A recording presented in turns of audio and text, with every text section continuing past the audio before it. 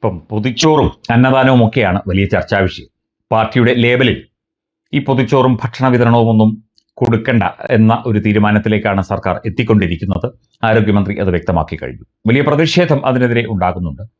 ഈ വീടുകളിൽ നിന്ന് ഉണ്ടാക്കി കളക്ട് ചെയ്ത് കൊണ്ടുപോയിട്ട് ഡിവൈഎഫ്ഐയുടെ അല്ലെങ്കിൽ മറ്റ് സംഘടനകളുടെ ലേബൽ ഒട്ടിച്ച് വിതരണം ചെയ്യുന്ന രീതി അത് ഒരിക്കലും അംഗീകരിക്കാൻ പറ്റില്ല. പിന്നെ ഇത് ഒരു നേരത്തെ ഒരുത്തൻ്റെ വിശപ്പ് മാറുമല്ലോ എന്ന് കരുതി ഏത് പാർട്ടിക്കാരായാലും പാർട്ടിക്കാർ വന്നു കഴിഞ്ഞാൽ തീർച്ചയായിട്ടും ഏത് വീട്ടുകാരായാലും കൊടുക്കും. കാരണം ഭക്ഷണമാണല്ലോ.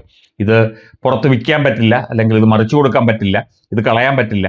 ഇത് ആർക്കെങ്കിലും ഒരാൾക്ക് ഒരു നേരത്തെ ഭക്ഷണം കഴിച്ച് അവരുടെ വിശപ്പ് മാറുമല്ലോ, പാവപ്പെട്ടവൻ്റെ ഒരുത്തൻ്റെ വിശപ്പ് മാറുമല്ലോ എന്ന് കരുതിയാണ് എല്ലാവരും സഹകരിക്കുന്നത്. അതിൽ സ്റ്റിക്കർ ഒട്ടിക്കുന്നതിനോട് നമുക്കൊട്ടും യോജിപ്പില്ല.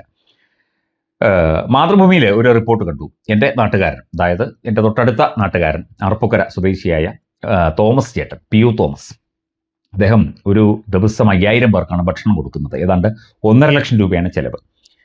കോട്ടയം ജില്ലയിലെ ആർപ്പുക്കരയിലുള്ള നവജീവൻ ട്രസ്റ്റ് നിരവധി നിരാലംബരായ പാവപ്പെട്ട മാനസിക ബുദ്ധിമുട്ടുള്ള അതുപോലെ തന്നെ ആരോരുമില്ലാത്ത രോഗികളായ നിരവധി പേർ അവരെ അവിടെ ഭക്ഷണവും വസ്ത്രവും പാർപ്പിടവും നൽകി അവരെ സംരക്ഷിക്കുന്നു. അന്തേവാസികളായി അവിടെ നിരവധി പേരുണ്ട്. നമ്മളൊക്കെ തന്നെ പലപ്പോഴും അവിടെ പോയിട്ടുണ്ട്, സഹകരിക്കാറുമുണ്ട്. അദ്ദേഹത്തിന് ഒരു പബ്ലിസിറ്റിയിലും താല്പര്യമില്ല. അദ്ദേഹം പറയുന്നത് ഇതിന് പബ്ലിസിറ്റിയുടെ ആവശ്യമില്ല.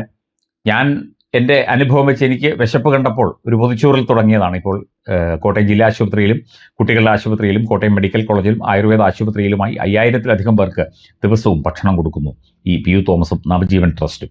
ആകെ അവിടെയുള്ളത് നവജീവൻ ട്രസ്റ്റിൻ്റെ വണ്ടിയിലാണ് ഈ സാധനങ്ങൾ കൊണ്ടുപോകുന്നത്. അതിൻ്റെ വശത്ത് നവജീവൻ ട്രസ്റ്റ് ചാരിറ്റബിൾ സൊസൈറ്റി എന്ന് എഴുതിയിട്ടുണ്ട്. അതാണ് ആകെയുള്ള പരസ്യം. ഇദ്ദേഹത്തെ പോലെ ഒരു കൈ അറിയുന്നത് ഒരു കൈ കൊടുക്കുന്നത് മറ്റൊരു കൈ അറിയരുത് എന്ന് പറയുന്ന ആ ഒരു ചിന്തയുണ്ടല്ലോ. തീർച്ചയായിട്ടും അതൊക്കെ തന്നെ. ചാരിറ്റി എന്ന് പറഞ്ഞാൽ അവനവൻ അധ്വാനിക്കുന്നതിൽ നിന്ന് ഒരു പങ്ക് മറ്റുള്ളവർക്ക് കൊടുക്കുന്നതാണ്, മറ്റുള്ളവർക്ക് സേവനം ചെയ്യുന്നതാണ് ചാരിറ്റി എന്ന് പറയുന്നത്.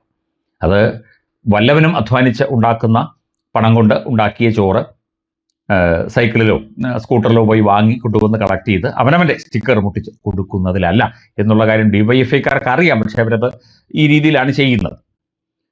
ഞാൻ തിരുവനന്തപുരത്തായിരുന്നപ്പോഴും ഒക്കെ തന്നെ പലപ്പോഴും ഇത്തരത്തിൽ ഭക്ഷണം കൊടുത്തിട്ടുണ്ട്. വീട്ടിലും വന്ന് വാങ്ങാറുണ്ട്. കോട്ടയത്ത് വീട്ടിലും വന്ന് വാങ്ങാറുണ്ട്.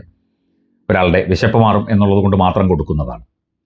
അപ്പം PU തോമസ് ചേട്ടനെ കണ്ടു പഠിക്കണം ഡിവൈഎഫ്ഐക്കാരും മറ്റ് സന്നദ്ധ സംഘടനകളും ഒക്കെ തന്നെ. അദ്ദേഹം കടം വാങ്ങി, മറ്റുള്ളവർ അദ്ദേഹത്തെ സഹായിച്ചു, മറ്റുള്ളവർ അവരുടെ അധ്വാനത്തിൽ നിന്ന് ഒരു വിഹിതം അദ്ദേഹത്തിന് നൽകിയും ഒക്കെ തന്നെയാണ് ദിവസവും മുടങ്ങാതെ ഈ ഭക്ഷണ വിതരണം ആശുപത്രികളിലെ പാവപ്പെട്ട രോഗികൾക്ക് കൊടുക്കുന്നത്. ഇത് സത്യം പറഞ്ഞാൽ ഒരു വലിയ ചർച്ചയാക്കേണ്ട കാര്യം പോലുമില്ല. ഇതൊരു പ്രശ്നമാക്കേണ്ട കാര്യം പോലുമില്ല. സ്ഥലം കയ്യേറുന്നതോ അല്ലെങ്കിൽ കൊടി കിട്ടുന്നതോ ബാനർ കിട്ടുന്നതോ രണ്ടാമത്തെ കാര്യം. ഭക്ഷണ വിതരണം ഒരു കാരണവശാലും ഒരാശുപത്രിയിലും പാവപ്പെട്ട രോഗികൾക്ക് തടസ്സപ്പെടരുത് എന്ന ഒരു പൊതു അഭിപ്രായം മാത്രമേ ഞങ്ങൾക്കുള്ളൂ. അതിനുവേണ്ട നടപടികൾ സർക്കാർ കൈക്കൊള്ളണം. ആരെയും ബുദ്ധിമുട്ടിക്കരുത്. അതിനകത്ത് രാഷ്ട്രീയമോ കൊടിയുടെ നിറമോ ബാനറോ നോക്കേണ്ട കാര്യമില്ല. ഒരാൾക്ക് ഭക്ഷണം കിട്ടുന്നുണ്ടെങ്കിൽ അതിന് തന്നെയാണ് പ്രാധാന്യം. മറ്റ് കാര്യങ്ങൾ കൊടിയും തോരണവും സ്റ്റിക്കർ ഒട്ടിക്കലും വീട്ടിൽ നിന്ന് കളക്ട് ചെയ്യലുമൊക്കെ രണ്ടാമത് മാത്രമേ വരുന്നുള്ളൂ. വിശക്കുന്നവന് അന്നം കൊടുക്കുക. ഒരു നേരത്തെ അന്നം കൊടുക്കാൻ കഴിഞ്ഞാൽ അതൊരു പുണ്യമാണ്, അതൊരു സൽപ്രവൃത്തിയാണ്. ആരാധനാലയങ്ങളിൽ 1 കോടി രൂപ കൊണ്ടിട്ടാലും ഒരാൾക്ക് വിശക്കുന്നവന് ഒരു നേരത്തെ ഭക്ഷണം കൊടുക്കുന്നത് ഏത് എന്ന് ചോദിച്ചാൽ വിശക്കുന്നവന് ഒരു നേരത്തെ ആഹാരം കൊടുക്കുന്നതാണ് കൂടുതൽ പുണ്യം എന്ന് മാത്രമേ പറയാനുള്ളൂ.